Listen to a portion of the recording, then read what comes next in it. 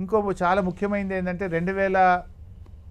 1969లో తొలి దశ తెలంగాణ ఉద్యమంలో జరిగిన హింస, దాని ద్వారా జరిగిన నష్టము, ఉద్యమం ఎంత వేగంగా పెరిగిందో అంత వేగంగా కొలాప్స్ అవ్వడము, తర్వాత మళ్ళీ అది ముందుకు రాకపోవడం, తర్వాత కదలికలు లేకపోవడం.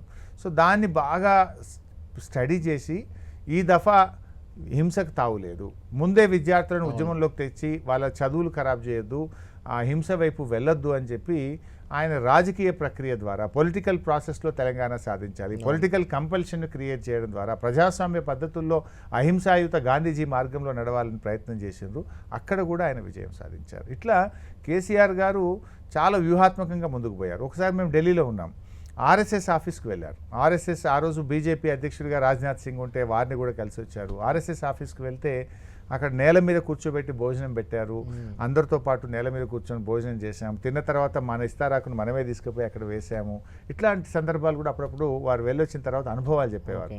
అంటే వాళ్ళని ఎట్లా కన్విన్స్ చేసే ప్రయత్నం చేశారు, ఎంతసేపు మాట్లాడారు, తెలంగాణ కోసం ఎలా ఒప్పించారు, ఫైనల్గా వాళ్ళు ఏం చెప్పారు, ఏం మాట ఇచ్చారు, అంటే అట్లాంటి అనుభవాలు కూడా మేము ఆయనతో చూసాం. అంటే ఆయన ఫైనల్లీ ఏ అడుగు వేసినా, ఏ నిర్ణయం తీసుకున్నా ఎట్లా తెలంగాణ సాధించాలనేటువంటి తాపత్రయం ఆయనలో ఉండేది. సో ఆ వ్యూహంతో, ఆ ఓపికతో పనిచేయడం వల్లనే ఇలా రాష్ట్రాన్ని కేసీఆర్ గారు సాధించగలిగారు.